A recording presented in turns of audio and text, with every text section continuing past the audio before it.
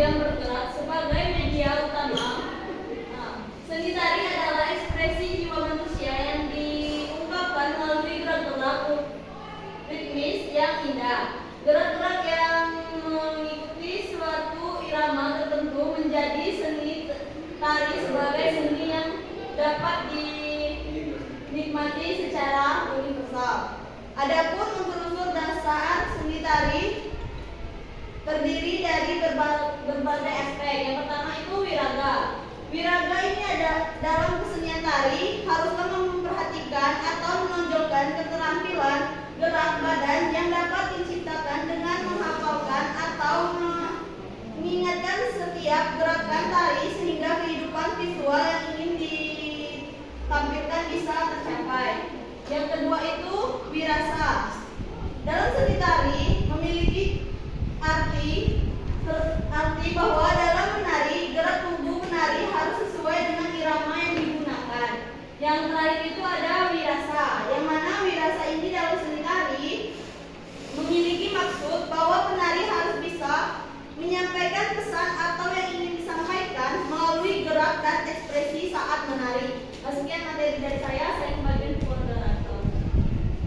Oke, tadi penjelasan dan dasar pendidikan seni tari sudah disampaikan pada materi pertama. Selanjutnya kita dengarkan penjelasan dari materi kedua. Pada materi kedua, silakan. Baik, terima kasih kepada moderator. Di sini masih menjelaskan mengenai dasar-dasar pendidikan seni tari. Tadi ada unsur seni tari dari aspek. Sekarang ada unsur seni tari dari perlengkapan. Yang pertama itu ada tema, di mana tema itu adalah ide atau dasar pokok pikiran. Dalam seni tari, tema diartikan sebagai gagasan utama yang disajikan. Yang kedua itu ada tempat pentas.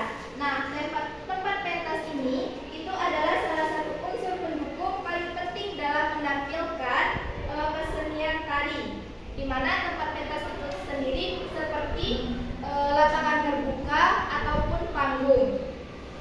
Yang ketiga itu ada iringan musik. Nah, iringan musik ini di mana terdapat dua jenis iringan musik, yaitu iringan hidup dan iringan rekaman. Dan yang keempat itu ada tata rias, di mana tata rias ini menjadi sumber pendukung dalam seni tari. Karena bagi penari itu bisa menyampaikan pesan dalam tarian yang dibawakan dengan baik dan tepat sasaran. Yang selanjutnya itu ada tata busana. Tata busana ini merupakan sebagai seni yang dinikmati sebagai visual.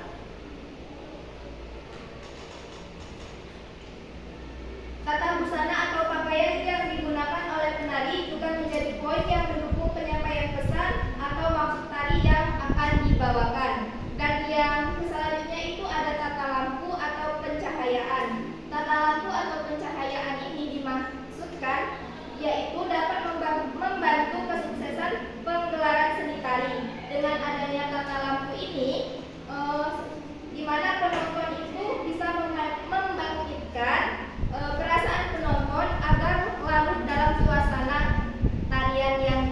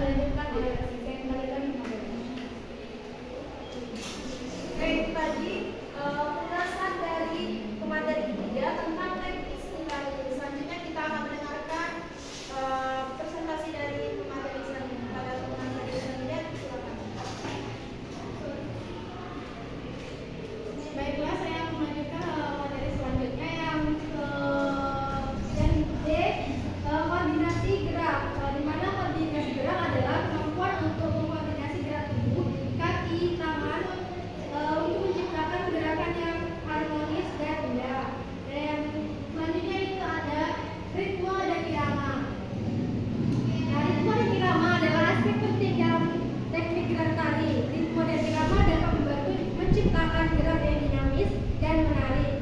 Nah, ada pun yang perlu diperhatikan, yang pertama itu menggunakan ritme irama yang sesuai dengan tema atau konsep tari. Yang kedua menggunakan musik atau instrumen untuk menciptakan irama dan ritme dan irama. Selanjutnya itu yang terakhir ada keseimbangan dan stabilitas. Keseimbangan dan stabilitas adalah aspek penting yang dalam teknik gerakan tari. Keseimbangan dan stabilitas dapat membantu menciptakan gerak yang lebih stabil dan tidak terjatuh. Adapun yang perlu diperhatikan yaitu menggunakan pengguna pusat gravitasi yang tepat, menggunakan kaki dan tangan untuk menjaga keseimbangan. Mungkin itu saja yang dapat saya sampaikan. Saya kembalikan ke pemirsa. Oke, tadi materi yang sudah dijelaskan oleh materi keempat. Selanjutnya kita dengarkan pemateri kelima. Pada pemateri kelima dipersilakan. Baik, terima kasih kepada moderator.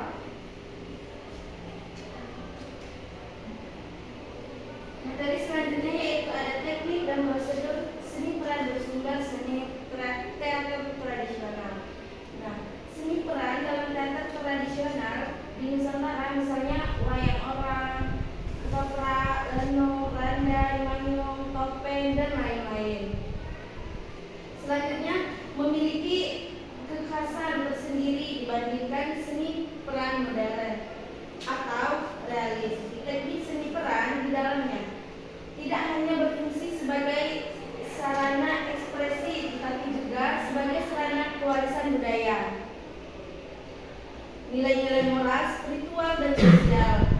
Nah, ada beberapa teknik utama, yaitu ada 4 teman-teman. Yang pertama yaitu ada olah tubuh, yang kedua yaitu ada olah suara, yang ketiga yaitu ada olah rasa, yang keempat yaitu ada olah pikir. Itulah dari saya kembalikan kepada moderator.